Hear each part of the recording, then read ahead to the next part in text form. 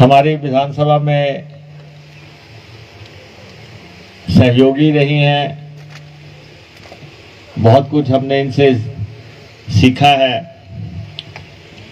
और आज इनके विधानसभा क्षेत्र में आने का मुझे मौका मिला है।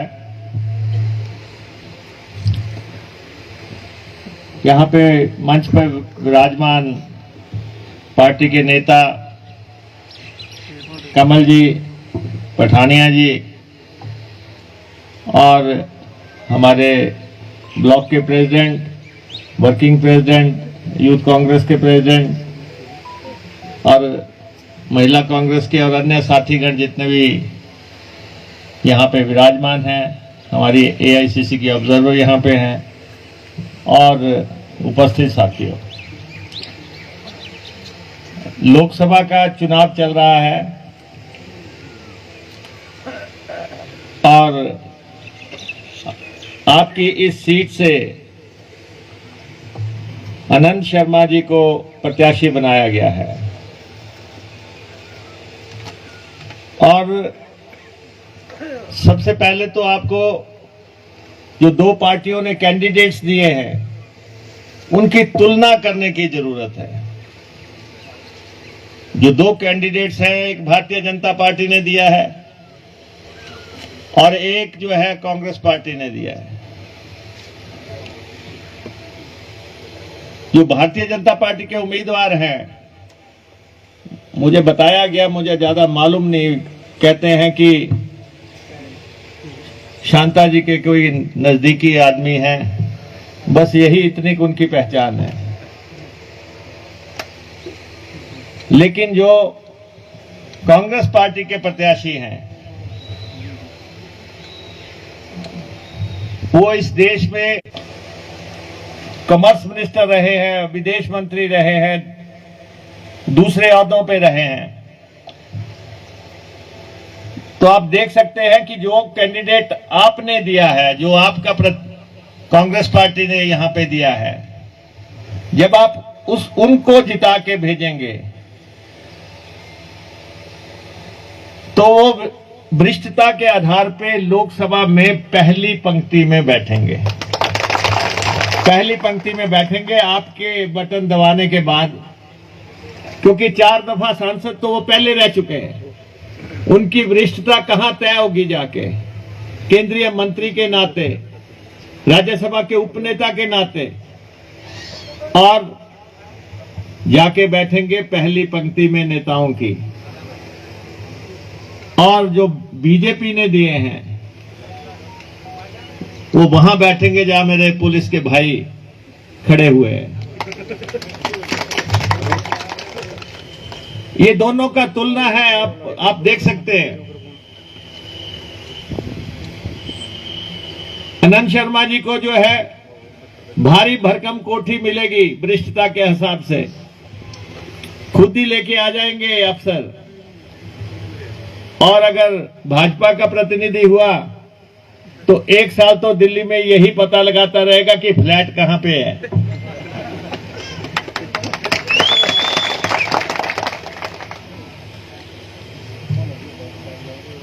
अनंत शर्मा जी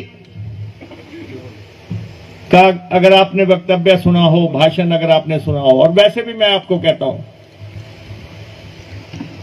लगभग 128 देशों का भ्रमण कर चुके हैं आपके पासपोर्ट मांगने से पहले। 128 देश देख चुके हैं। अमेरिका के में भी जाके अगर वहां के राष्ट्रपति से पूछेंगे कि अनंत शर्मा कौन है, वो भी बता देगा। और बीजेपी वाले को तो मुझे नहीं लगता कि यहां खोखे वाला भी कोई बता पाएगा कि कौन है। तो इसलिए मेरा आपसे ये आग्रह है कि मौका बहुत अच्छा आपको मिला है। ईश्वरीय देन है कि अनंत शर्मा जी यहां पे आए और आपकी पार्लियामेंट में आ गए। और आशा कुमारी जी जिन मुद्दों की बात कर रही हैं, आशा कुमारी जी के चंबा के विकास में, प्रदेश के विकास में बहुत बड़ी भूमिका रही है। वो वैसा ही है जैसा कभी हम सुना करते थे।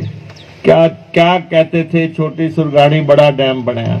ये भी बड़ा बहुत भारी शख्सियत है, ये बहुत बड़ा नेतृत्व है आपके पास। नेता कोई हार जीत से नहीं बनते हैं, ना ही नेता कोई फैक्ट्रियों से बनते हैं। नेता जो है जनता बनाती है। और आप जो इतनी संख्या में आज आशा जी के कहने पे यहां पे आए हैं, तो यही बात साबित करती है कि आशा कुमारी इस प्रदेश की बहुत बड़ी नेत्री है, बहुत बड़ी नेता है।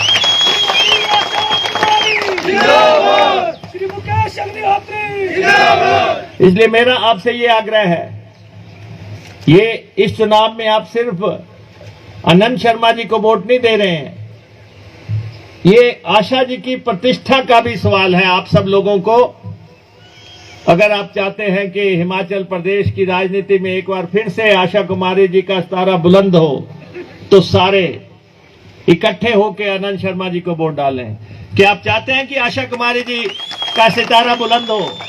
आप पीछे तक बताओ, महिलाएं भी बताओ, हाथ खड़ा करके बताओ, क्या आपकी नेता आशा कुमारी हैं? बिल्कुल हैं। तो ये वोट जो है आपकी आशा कुमारी के लिए है। कई लोग यहां पे आएंगे, वो कहेंगे कि ये जो वोट है दिल्ली की वोट है, ये हमें डाल दो। ये कोई वोट किसी के लिए नहीं है, ये वोट का अधिकार सिर्फ आशा कुमारी का है। आशा कुमारी जी ने वीरभद्र सिंह की बदौलत जो काम यहां पे करवाए हैं, पहाड़ का विकास कोई आम काम नहीं है। हमारी कॉन्स्टिट्यूंसी तो मैदान की कॉन्स्टिट्यूंसी है, 25 मिनट में कॉन्स्टिट्यूंसी निकल जाती है, और यहां पे तो 45 मिनट तो वहां से हेलीपैड से आने में ही लग गए। कैसे सड़कें बनाई होंगी, कैसे कॉलेज बनाए होंगे, कैसे पानी की स्कीमें बनाई होंगी, कल्पना नहीं कर सकते। यहां के विकास में, इस कॉन्स्टिट्यूंसी के विकास में भाजपा का कोई योगदान नहीं है, कोई योगदान नहीं है। चप्पे चप्पे पे आशा कुमारी लिखा हुआ है। लिखा है कि नहीं लिखा है? आशा कुमारी चप्पे चप्पे पे लिखा हुआ कि नहीं?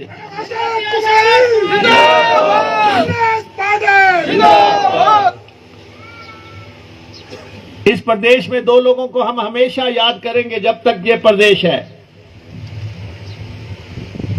देश की बात आएगी तो हम इंदिरा जी को याद करेंगे, जिन्होंने हमें ये प्रदेश दिया, हमें अलग राज्य बना के दिया। प्रदेश की बात आएगी तो हम डॉक्टर वाईएस परमार को याद करेंगे, जिन्होंने अपने संघर्ष से और मेहनत से जो है ये प्रदेश हासिल किया। और अगर विकास की बात आएगी, जो आज का हिमाचल है, वो जो है वीरभद्र सिंह जी की बदौलत है, राजा साहब की बदौलत है। विकास पुरुष थे, जो आपने मांगा, जहां आपने मांगा, कॉलेज मांगा वो दिया, स्कूल मांगा स्कूल दिया, और उसके पीछे एक ही स्रोत था, वो थी आशा कुमारी। और शिक्षा मंत्री रहते हुए इन्होंने यहां पे जो है दूर दराज इलाकों में जितने स्कूल खोले, कॉलेज खोले, उसके नहीं तो लोग अंगूठा लगाते थे। पहले पढ़ाई तो तब शुरू हुई जब यहां पे स्कूल दिए गए, कॉलेजेस दिए गए, आईटीआई दी गई, संस्थान दिए गए। तो इसलिए, और आज की हिमाचल प्रदेश की राजनीतिक परिस्थितियों की भी आप जरा तुलना कर लें। इस समय जो है प्रदेश में हमारे 40 एमएलए थे, और जयराम ठाकुर जी को आपके जिले के ही एक नेता ने सलाह दे दी कि मैं तुम्हें मुख्यमंत्री बना देता हूं, रात के अंधेरे में बन जाओगे। बेचारों ने नया पेंट कोट सिला लिया, और हमारे विधायकों की मंडी सज गई शिमला में। 9 एमएलए जो है इनके फेर में आ गए, और फिर आपने देखा हुआ क्या। राज्यसभा की एक सीट तो बीजेपी को जरूर मिली, लेकिन 9 एमएलए जो है शरणार्थी बन गए। 9 एमएलए बेघर हो गए, सड़कों पे आ गए। वोट डालने के बाद जब विधानसभा में गए तो विधानसभा में नो एंट्री का बोर्ड लग गया कि आप अंदर नहीं आ सकते। वो कहते हैं हम कैसे नहीं आ सकते, हम देश की सबसे बड़ी अदालत के पास जाएंगे, सर्वोच्च न्यायालय में जाएंगे। और जब दिल्ली में सर्वोच्च न्यायालय के पास गए तो सर्वोच्च न्यायालय ने भी कहा कि आप अंदर नहीं बैठ सकते, नो एंट्री। 6 एमएलए बाहर हो गए और उसके बाद अब चुनाव हो रहे हैं 6 के। जिस भी दरवाजे पे जा रहे हैं लोग दरवाजा खोलते हैं, उनकी शक्ल देखते हैं, दरवाजा बंद कर लेते हैं, कहते हैं नो एंट्री।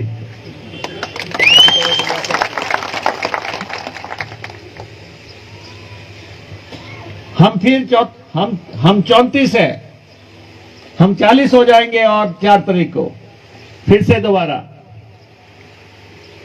और तीन जो इंडिपेंडेंट हैं वो भी पीछे पीछे जो है विधानसभा से बाहर होने के रास्ते पे है, और हम 43 हो जाएंगे। ये सरकार जो है पूरे 60 महीने चलेगी। कोई परिंदा भी इसको पर नहीं मार सकता, ये मैं आपको बता देता हूं। एमएलए बन जाना, यहां भी एमएलए बने हैं, एमएलए बन गए, अपने कारोबार करते रहो। लेकिन जनता के एमएलए बनना बहुत मुश्किल बात होती है। जनता के लिए कुछ कर पाना। बहुत लोग आते हैं, एक बार बनते हैं, फिर उसके बाद दूसरी बार नजर ही नहीं आते। कईयों की जिंदगी लग जाती है सारी एमएलए बनने के लिए। और जो ये 9 बाहर हुए, ये कभी दोबारा विधानसभा की चौखट पार नहीं कर पाएंगे, ये बाहर ही रहेंगे। अभी ये पूर्व हुए हैं, थोड़े दिनों के बाद ये अपूर्व हो जाएंगे, ये अपूर्व हो जाएंगे। ऐसी स्थिति हिमाचल प्रदेश में। लेकिन सरकार कांग्रेस पार्टी की है, आपकी सरकार है, पूरे 5 साल चलेगी। आज प्रधानमंत्री मोदी जी भी आ रहे हैं, थोड़े दिन में अमित शाह भी आ जाएंगे, योगी भी आ जाएंगे, कोई भी आ जाए, लेकिन हिमाचल प्रदेश में लहर चल रही है कांग्रेस पार्टी की। और लहर का कहर होगा, मैं आपको बता देता हूं। कहर तो मैं आपके यहीं देख रहा हूं। जितनी संख्या में आप लोग जोर से सीटी मारो, एक सीटी से क्या बनता है, ढंग से मारो, ताकि पता भी लगे कि दुर्गम इलाके में जो है बॉर्डर पे जाके JNK के वहां पे हिमाचल प्रदेश कांग्रेस पार्टी की मीटिंग हो रही है।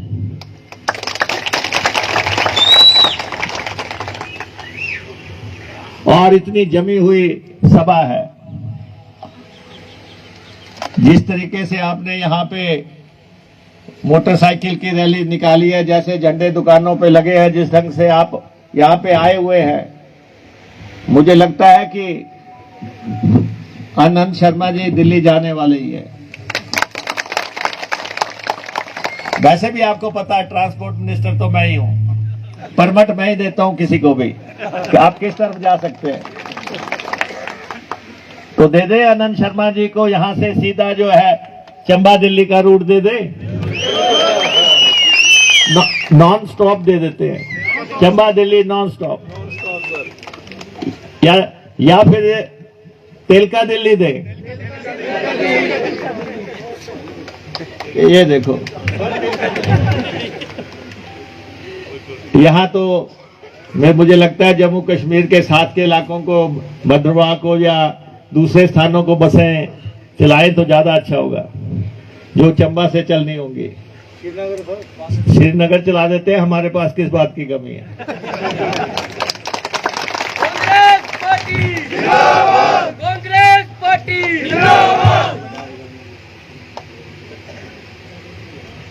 बहुत ही अच्छा माहौल। अभी मैं कांगड़ा में भी गया था आनंद शर्मा जी के लिए। आनंद शर्मा जी ने बहुत काम किए हैं। मैं अभी रायबरेली में गया था राहुल जी के प्रचार के लिए। तो वहां पे मुझे बताया गया कि निफ्ट जो है वहां पे national institute of fashion designing का जो संस्थान है वो रायबरेली में खोला गया। और जब मैं कांगड़ा आया तो मुझे पता लगा कि निफ्ट आनंद शर्मा जी ने कांगड़ा को भी दिया है, तो कांगड़ा को भी उन्होंने दिया। वो दिल्ली में जब केंद्रीय मंत्री थे, पासपोर्ट के दफ्तर किसने खुलवाए यहां हिमाचल प्रदेश में? तो आनंद शर्मा ने खुलवाए। नहीं, वो तो अब खुल ही जाना है कि आनंद शर्मा जी ये काम तो करेंगे। और हमारे टी बोर्ड के दफ्तर जो है पालमपुर में किसने खुलवाए?